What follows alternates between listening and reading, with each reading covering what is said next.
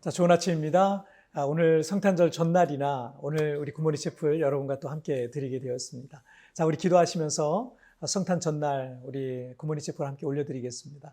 하나님 아버지 감사합니다. 오늘 성탄 전날입니다. 세상은 수많은 사람들이 이 크리스마스의 의미를 제대로 이해하지 못하고 그냥 휴일로서 웃고 즐기는 그런 하루로 보내고 있지만, 그러나 우리는 우리 예수님께서 이 땅에 오셨다라는 사실을 기억하면서 이 시간 하나님 앞에 나아가기를 원합니다. 오 하나님, 오늘 이 시간도 만나주시고 말씀하여 주시고 은혜를 내려 주시옵소서. 감사함이 예수님의 이름으로 기도하옵나이다. 아멘. 자, 오늘 우리에게 주신 하나님의 말씀은 마태복음 2장 1절부터 12절까지의 말씀, 제가 봉독해 올리도록 하겠습니다. 헤롯 왕 때 예수께서 유대 베들레헴으로 나심에 동방으로부터 박사들이 예루살렘에 이르러 말하되, 유대인으로 왕으로 나신 이가 어디 계시냐? 우리가 동방에서 그의 별을 보고 그에게 경배하러 왔노라 하니, 헤롯 왕과 온 예루살렘이 듣고 소동한지라. 왕이 모든 대제사장과 백성의 서기관들을 모아 그리스도가 어디서 나겠느냐 물으니, 이르되 유대 베들레헴이오니 이는 선지자로 이렇게 기록된 바, 또 유대 땅 베들레헴아 너는 유대 고을 중에서 가장 작지 아니하도다. 내게서 한 다스리는 자가 나와서 내 백성 이스라엘의 목자가 되리라 하였음이니이다. 이에 헤롯이 가만히 박사들을 불러 별이 나타난 때를 자세히 묻고 베들레헴으로 보내며 이르되, 가서 아기에 대하여 자세히 알아보고 찾거든 내게 고하여 나도 가서 그에게 경배하게 하라. 박사들이 왕의 말을 듣고 갈새 동방에서 보던 그 별이 문득 앞서 인도하여 가다가 아기 있는 곳 위에 머물러 서 있는지라. 그들이 별을 보고 매우 크게 기뻐하더라. 집에 들어가 아기와 그의 어머니 마리아가 함께 있는 것을 보고 엎드려 아기께 경배하고 보배압을 열어 황금과 유향과 모략을 예물로 드리니라. 그들은 꿈에 헤롯에게로 돌아가지 말라 지시하심을 받아 다른 길로 고국에 돌아가니라. 아멘. 얼마 전에 폐막한, 지난주네요 벌써, 폐막한 2022 카타르 월드컵에서 남미의 아르헨티나가 36년 만에 월드컵 우승컵을 차지했습니다. 아르헨티나는 월드컵 때마다 항상 우승 후보로 거론되는 팀인데 번번이 고배를 마셔야 했고 그 기간이 36년이나 걸렸다는 거죠. 그런데 이번에 살아있는 축구의 신으로 불리고 자국에서는 아르헨티나 축구의 메시아, 이름이 메시니까 메시아라고 이렇게 불리는 35살의 노장 리오넬 메시의 활약으로 조국에 드디어 월드컵을 안겨준 겁니다. 그런데 메시는 이 노동자 아버지와 또 청소부 어머니, 그 가난한 집안에서 태어나서 어려서부터 축구를 굉장히 좋아했고 재능도 있었지만 또래들보다 키가 너무 작았다는 거예요. 그래서 병원에 가서 진찰을 받아보니까 성장 호르몬 결핍증에 걸렸다라는 그런 특별한 증상, 그러니까 키가 안 크는 거예요. 우리가 지금 봐도 메시의 키는 굉장히 작잖아요. 그런 진단을 받게 되었다고 합니다. 이게 축구 선수로서는 굉장히 큰 약점이에요. 유럽 선수들은 보통 키가 185 이상은 다 되거든요. 그러니까 이 정도 키 가지고는 어디 가서 명함을 내밀 수 없을 정도인 거예요. 선수로서는 굉장히 큰 단점이 될 수 있고, 그렇지만 그는 포기하지 않고 누구보다도 더 열심히 연습하고 훈련을 했다고 합니다. 그가 이런 말을 해요. 성공에 단점이나 약점은 없다. 약한 마음만 있을 뿐이다. 자신의 단점에 집중하면서 약한 마음을 먹고 포기하게 되면 그는 아무것도 할 수 없다는 거예요. 그래서 이 메시도 그 사실을 너무나 잘 알고 있어서 이를 악물고 했던 거죠. 그래서 그 단점을 장점으로 승화시킨 위대한 축구 선수로 우리는 그를 기억하고 있습니다. 그에게 여러 가지 약점들이 있었지만 포기하지 않는 마음, 그리고 꺾이지 않는 마음이 세계 최고의 축구 선수의 자리에 반열에 오르게 한 거죠. 하나님께서 우리를 구원하시려 하실 때 그 하나님의 구원 사역을 가장 방해하는 존재는 사탄 마귀입니다. 마귀는 어떻게든 하나님의 구원의 사역을 방해하고 막고, 그리고 자신의 왕국을 건설하려고 시도하고 있습니다. 그러나 그 누구도, 사탄 마귀의 세력도 하나님께서 하시는 일을 막을 수가 없습니다. 하나님은 어떤 방해와 장애물이 있다 할지라도 결코 우리를 포기하지 아니하시는 우리의 아버지가 되십니다. 헤롯 왕이 이스라엘을 통치하고 있을 때 동방에서부터 별을 연구하던 사람들이 특별히 빛나는 신기한 별을 보고 계속 서쪽으로 오게 된 거예요. 그래서 어디까지 오게 됐냐면 예루살렘까지 오게 됐어요. 2절 말씀을 보시면 유대인으로 왕으로 나신 이가 어디 계시냐? 우리가 동방에서 그의 별을 보고 그에게 경배하러 왔노라 하니. 예루살렘에 도착한 이 동방 박사들은 그 특별한 별이 유대인의 위대한 왕의 탄생을 알리는 징조로 봤다는 거죠. 그래서 예루살렘 사람들에게 유대인의 왕으로 나신 이가 어디 계십니까? 라고 이렇게 막 시장 골목에서 여기 다니면서 물어보게 된 거죠. 이 소식은 순식간에 예루살렘 왕궁에 있었던 이 헤롯 왕에게까지 전해졌습니다.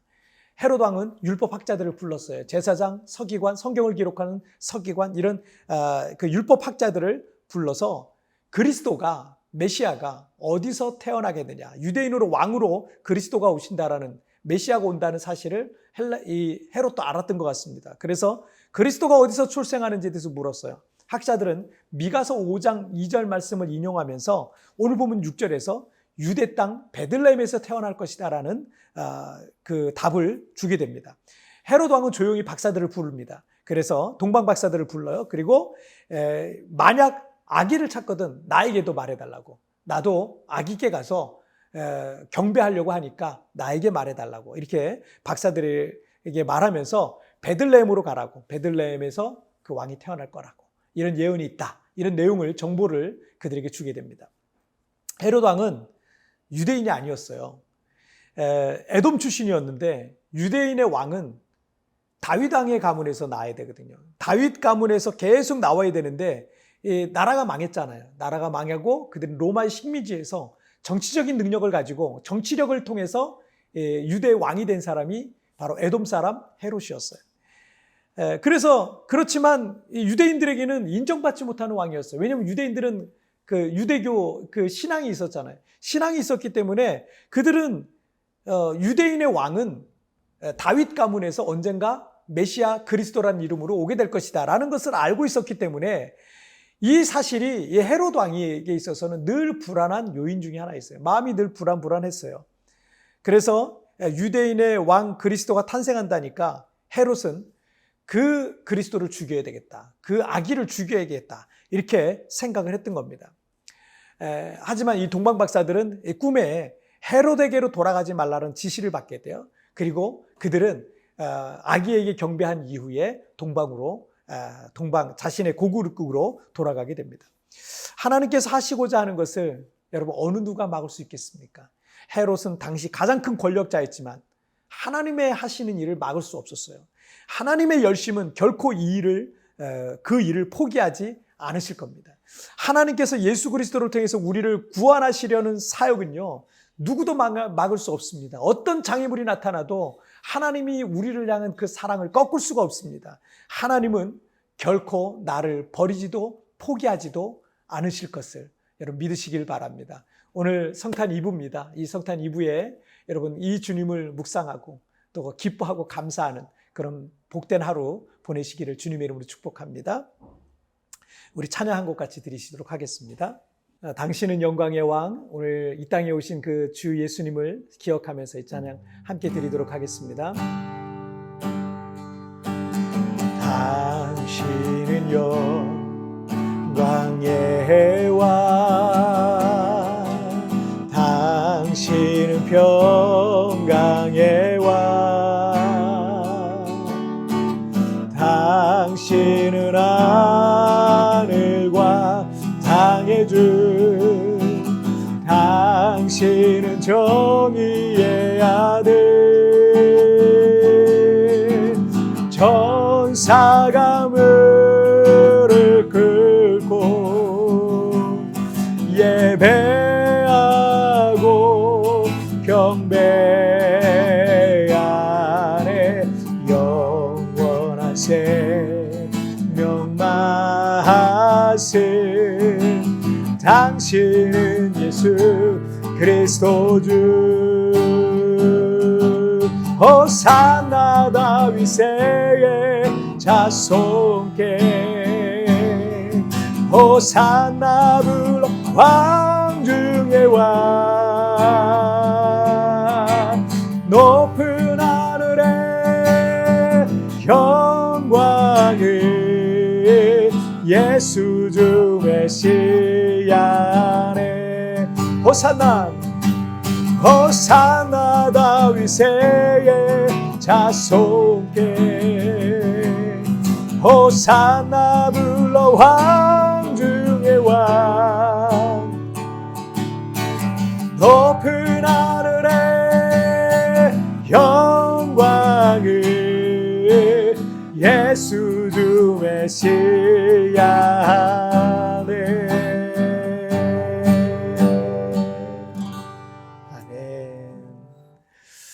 자, 우리 같이 기도하시겠습니다. 살아계신 하나님 아버지, 헤로드 왕은 하나님의 그 사역을 방해하기 위해서 예수 그리스도가 이 땅에서 사역하는 것을 이 땅에서 우리의 예수 임마누엘 그리스도로서 우리의 구원자로서 사역하시는 걸 방해하기 위해서 그를 죽이려 했지만 하나님은 그 모든 것들을 막으셨습니다. 이 세상에 그 누구도 어떤 권력자도 어떤 환경도 어떤 장애물도 하나님이 하시고자 하는 일을 막을 수 없는 줄 믿습니다. 하나님이 우리를 사랑하시는 그 사랑에서 그 무엇도 끊을 수 없는 줄 믿사오니 오늘 하나님이 나를 결코 포기하지 아니하시고 나를 결코 버리지 아니하시는 그 하나님의 사랑을 기억하면서 오늘 이 성탄 2부를 보내게 하여 주시옵소서. 나를 사랑하시고 나를 향한 그 하나님의 열심을 오늘도 마음에 묵상하고 승리하고 무엇을 하든지 어디를 가든지 누구를 만나든지 이 하나님의 사랑을 기억하며 승리하는 오늘 복된 하루 되게 하여 주옵소서. 내가 결코 너를 버리지 않을 것이다. 내가 결코 너를 포기하지 않을 것이다. 그 포기하지 않는 놀라운 주님의 사랑을 기억하는 복된 하루 되게 해 주옵소서. 감사함이 예수님의 이름으로 기도하옵나이다. 아멘.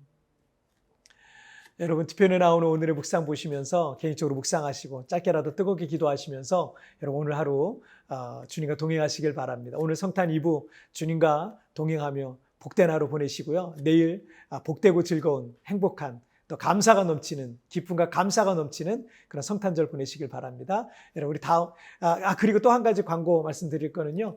우리 다음 주 한 주간 마지막 연말인데요. 그 한 주간은 우리 굿모닝 채플이 잠시 휴식기를 갖습니다. 한 주간 휴식기 갖고 새해 1월 2일 날 우리 다시 여러분 찾아뵙도록 하겠습니다. 여러분 주님 안에 복된 한 주간 되세요. 승리하세요. 하나님께서 예수 그리스도를 통해 우리를 구원하시려는 이 사역을 누구도 막을 수 없습니다. 하나님은 결코 나를 포기하지 않으실 것입니다. 하나님께서 결코 나를 포기하지 않으실 것을 지금의 여러 가지 불안한 상황 중에서도 이 사실을 굳게 붙드시길 바랍니다.